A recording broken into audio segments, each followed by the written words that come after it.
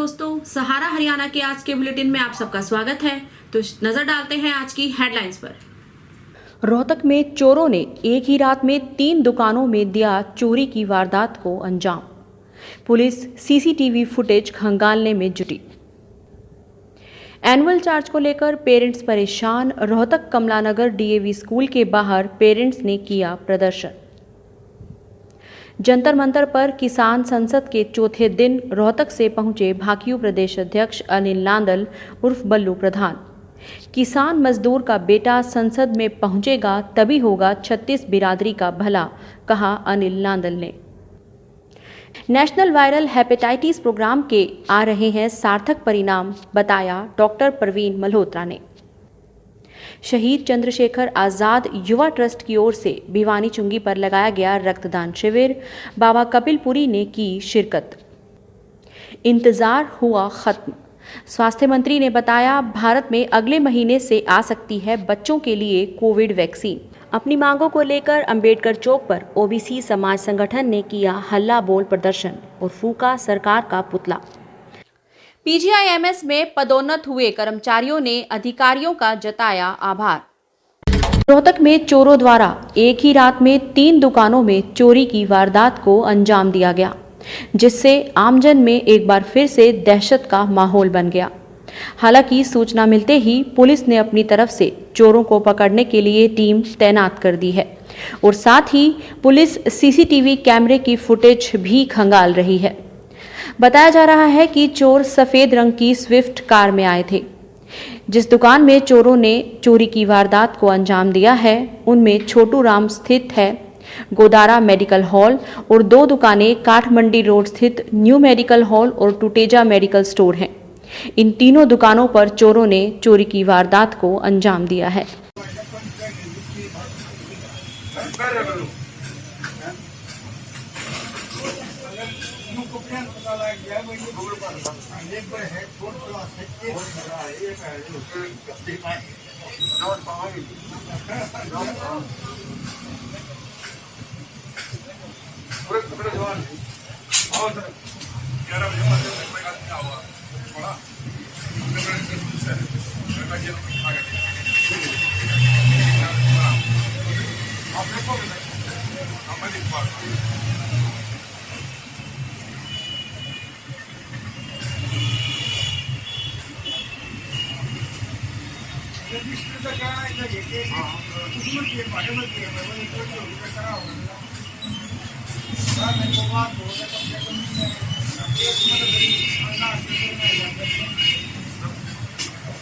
ये मोतीराम अंकल आ गया है।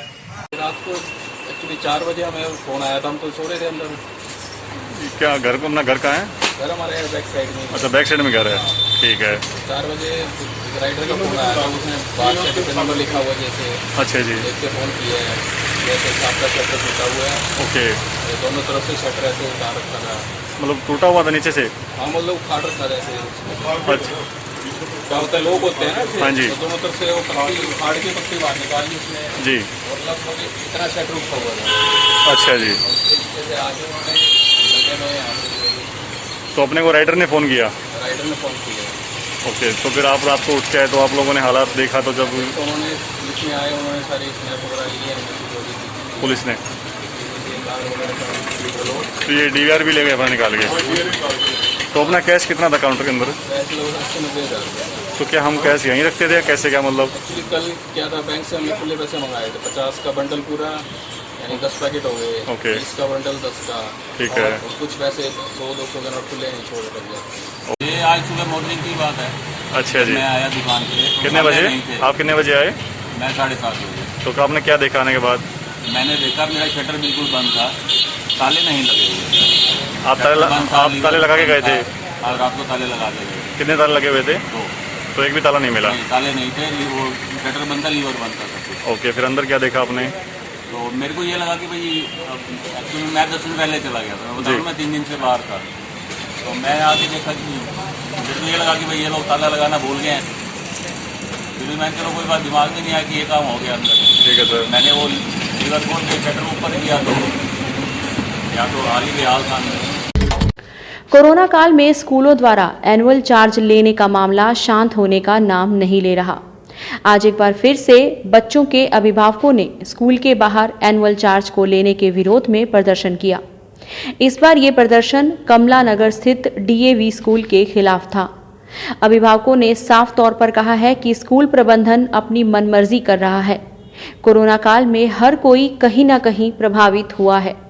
ऐसे में जब बच्चे स्कूल ही नहीं जा रहे तो स्कूल प्रबंधन कई तरह के फंड उनसे तब भी ले रहा है, जबकि वे सिर्फ बच्चों की ट्यूशन फीस देने को तैयार हैं।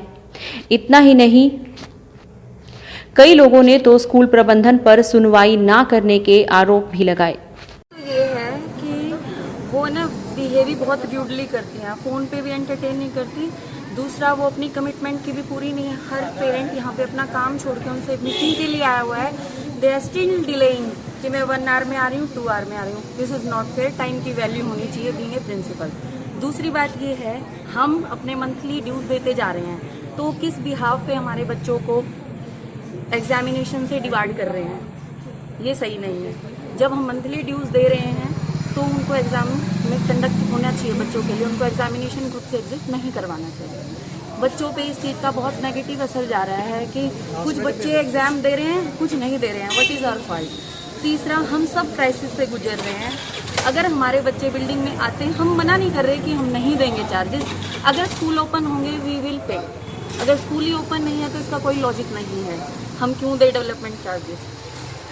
एग्जाम भी ले रहे हैं, हम बच्चों की ट्यूशन फीस भी दे रहे हैं, एडवांस में ट्यूशन फीस दे रहे हैं। हम आपका डेवलपमेंट चार्जेस नहीं रोकेंगे। लेकिन मैडम तस से मस नहीं हुई, उन्होंने यही कहा कि सॉरी, मैं इसके लिए कुछ नहीं कर सकती। हमारी गाड़ियां हैं, गाड़ियों का भी इंश्योरेंस है, वो भी हमें भरना होता है। पिछले साल हमारे को 40 लाख रुपए का लॉस हुआ, पेरेंट्स ने फीस नहीं दी।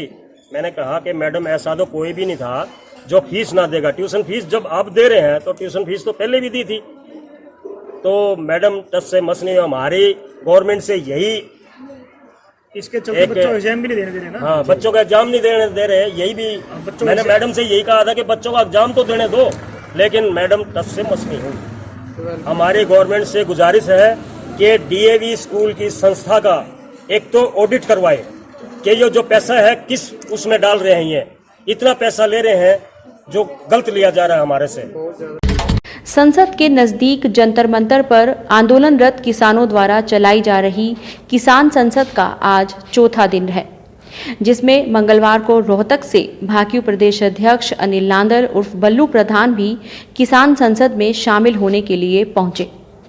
भाकियू नेता ने कहा कि इस गूंगी बहरी सरकार को हम जगाना चाहते हैं और इसमें मातृशक्ति कंधे से कंधा मिलाकर हमारा साथ दे रही है।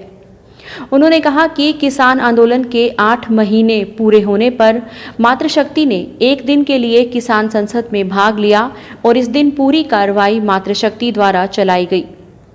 बल्लू प्रधान ने कहा कि जब तक केंद्र सरकार ये कृषि विरोधी काले कानून वापस नहीं लेगी, किसानों की ये संसद ऐसे ही चलती रहेगी। उन्होंने कहा कि इसके साथ साथ मैं ये बताना चाहता हूं कि हरियाणा में बीजेपी जेजेपी की गठबंधन सरकार को आने वाले समय में भारी राजनीतिक खामियाजा भुगतना पड़ सकता है। वह हमारे किसान सांसद है, सभी हमारे बुजुर्ग, सबको मेरी हाथ जोड़कर नमस्कार और अभी कितने आगे जो ये बीजेपी सरकार इतनी महंगाई लाने लग रही है। हमने कुछ बुजुर्गों के बीच में बैठ के, कुछ साहब के बीच में बैठ के इसका निचोड़ का देसी भाषा में निचोड़ दिखाया था जी। 80 करोड़ जनता अपने देश की एक कानून लागू हो गए, भूखमरी का मर जाएगी, भूखमरी दे। ऐसा गंदे कानून है तीनों के तीनों। ये मोदी सरकार ने गरीब आदमी के लिए, मजदूर आदमी के लिए 5 लाख तो इसने डिपो बंद कर दिए, जिनमें गरीब आदमी ने नाथ, तेल, चीनी, चावल मिला करता। 10 लाख आदमी बेरोजगार कर दिए।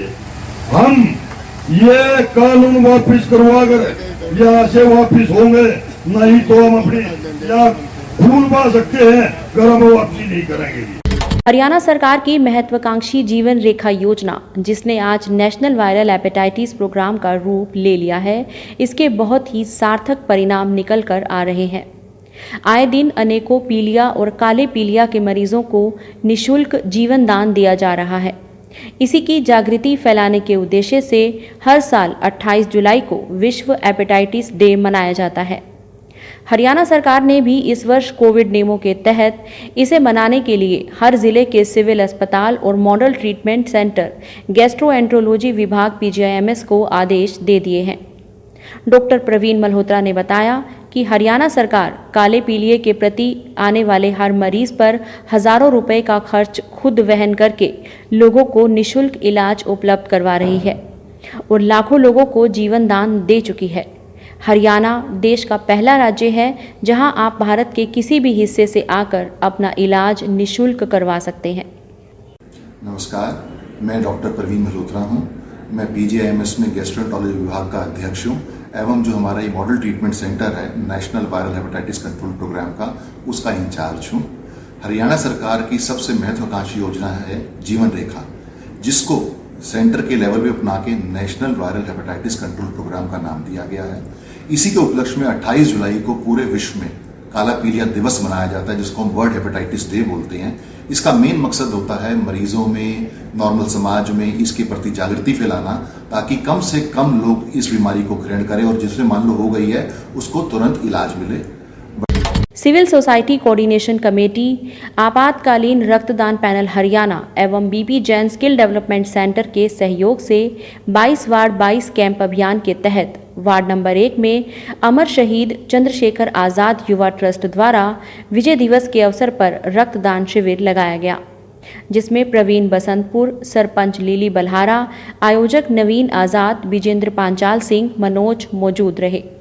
रक्तदान शिविर में बतौर मुख्य अतिथि महामंडलेश्वर बाबा कपिलपुरी ने शिरकत की।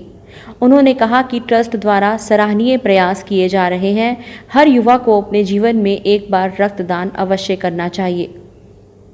आज श्री चंद्रशेखर आज़ाद युवा ट्रस्ट की ओर से रक्तदान शिविर यहाँ भिवानी चुंगी पे लगाया गया है, जिसके प्रधान नवीन आज़ाद जी और इनके सब साथी बढ़ चढ़ कर भाग लेते हैं हर रक्तदान के अंदर और काफ़ी सालों से इस कार्य में लगे हुए हैं। और रक्तदान महादान, इससे बड़ा कोई दान नहीं हो सकता। भगवान इनको शक्ति दे, हिम्मत दे, इस समाज कल्याण के लिए यही कार्य करते रहें। और जितने भी ये युवा हैं इनको भी इतनी शक्ति दे, बार बार रक्त 3 महीने के अंदर एक बार जरूर दान करें, यही हमारा आशीर्वाद। ओम नमो नारायण। आज अमर शहीद चंद्रशेखर आज़ाद युवा ट्रस्ट की ओर से रक्तदान शिविर का आयोजन किया जा रहा है, जिसमें सभी युवा साथी बढ़ चढ़कर हिस्सा ले रहे हैं। आज के हमारे इस रक्तदान का सारा श्रेय आज कुलदीप को जाता है, क्योंकि आज के रक्तदान की जो युवाओं की सारी जिम्मेवारी है वो कुलदीप ने संभाली हुई है। कोरोना की तीसरी लहर से बचने के लिए ज़्यादातर बच्चों के प्रभावित होने की आशंकाओं के बीच एक राहत भरी खबर मिली है। स्वास्थ्य मंत्री मनसुख मांडविया ने बताया है कि अगस्त के महीने में ही भारत में बच्चों के लिए कोरोना रोधी टीका आ सकता है। मीडिया रिपोर्ट्स के मुताबिक स्वास्थ्य मंत्री ने मंगलवार को हुई बीजेपी संसदीय दल की बैठक के दौरान ये जानकारी दी। अभी तक देश में 18 साल और उससे ऊपर आयु वाले वयस्कों को ही कोरोना रोधी टीका दिया जाता रहा है। स्थानीय अंबेडकर चौक पर आज ओबीसी समाज संगठन की ओर से हल्ला बोल प्रदर्शन किया गया, जिसमें ओबीसी समाज के लोगों ने सरकार का पुतला फूंका और सरकार के खिलाफ जमकर नारेबाजी की। इस मौके पर मास्टर देशराज ने बताया कि ओबीसी समाज की 28 अगस्त को महम चौबीसी के चबूतरे पर महापंचायत होगी, जिसमें आगे की रूपरेखा तैयार की जाएगी। उन्होंने कहा कि सरकार की ओर से नीट की परीक्षा व MBBS में ओबीसी का कोटा खत्म कर दिया गया है, जिससे ओबीसी समाज किसी भी सूरत में सहन नहीं करेगा। इसके साथ साथ ओबीसी की जातीय जनगणना में भी अनदेखी की जा रही है। इसी को लेकर आज उन्होंने सरकार का पुतला फूंकते हुए रोष प्रकट किया। वहीं लोकी राम प्रजापति व डॉक्टर स्वामी ने कहा कि सरकार ओबीसी समाज के साथ ये अन्याय कर रही है।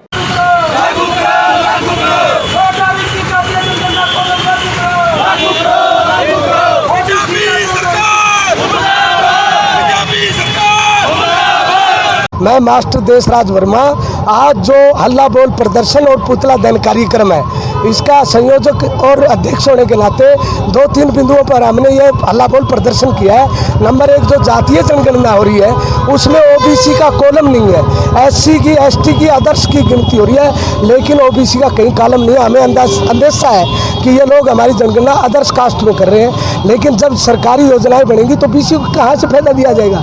इसलिए हमारी मांग है कि आप लोग जातीय जनगणना में ओबीसी की गणना कीजिए, यदि नहीं करते तो इससे भी बड़ा हम आंदोलन करें। नंबर 2 कि आज जो नीट के जो वो एडमिशन हुए हैं 51,000 MBBS की सीटों में 11,500 के लगभग 27% ओबीसी का कोटा बनता है, लेकिन इस सरकार ने 11,500 पदों को यानी एडमिशन सीटों को जर्नल में कन्वर्ट कर दिया गया है और सारी 11,500 की पोस्ट ओबीसी को नहीं दी गई है। इसलिए हम विरोध करते हैं कि हमारी 11,500 ऐसे ही ख़त्म होती रही हर साल तो हमारे बच्चे तो बेरोजगार हो जाएंगे। इसलिए हम मांग करते हैं कि इस नीट में 27% हमारा सुनिश्चित हक दिया जाए, पीछे वो भी बढ़ा जाए और आगे वो भी दिया जाए। ये हमारी 2 बातों पर मांग है। आज तो हमारी ये दोनों मांगे पूर्ण रूप से शुरू कर दें, लागू कर दें, अन्यथा हम इससे भी बड़ा आंदोलन छेड़ेंगे, उसकी हम मीटिंग करके आगे। पंडित भगवत दयाल शर्मा स्वास्थ्य विज्ञान विश्वविद्यालय में पिछले 11 सालों से पदोन्नति का इंतजार कर रहे 8 डाटा एंट्री ऑपरेटर्स ने कंप्यूटर ऑपरेटर के पद पर पदोन्नत होने पर मंगलवार को पूर्व कुलपति डॉक्टर ओपी कालरा, कार्यकारी कुलपति डॉक्टर रोहतास यादव व कुल सचिव डॉक्टर HK अग्रवाल का धन्यवाद किया। कुल सचिव डॉक्टर HK अग्रवाल ने कहा कि उनका हमेशा प्रयास रहता है कि संस्थान में कर्मचारियों के कार्य करने के लिए अच्छा वातावरण प्रदान किया जाए, जिससे वे पूरी मेहनत और लगन के साथ इस संस्थान को ऊंचाइयों के शिखर तक ले जाने में सहयोग प्रदान करें। उन्होंने बताया कि गत दिवस ही कुछ कर्मचारियों की पदोन्नति होने पर ये पोस्ट खाली हुई थी, जिस पर तुरंत कार्रवाई करते हुए इन 8 कर्मचारियों को कंप्यूटर ऑपरेटर के पद पर पदोन्नति प्रदान कर दी गई है। कंप्यूटर ऑपरेटर मनोज ने बताया कि वे पूर्व कुलपति डॉक्टर ओपी कालरा, कार्यकारी कुलपति डॉक्टर रोहतास यादव व कुल सचिव डॉक्टर HK अग्रवाल का तहे दिल से धन्यवाद करते हैं। उन्होंने तुरंत प्रभाव से ये पदोन्नति उन्हें प्रदान की है। आज के लिए सिर्फ इतना ही। आपके आसपास की और देश और विदेश की खबरों के लिए मिलते रहेंगे। तब तक के लिए सतर्क रहिए, स्वस्थ रहिए, खुश रहिए। नमस्कार।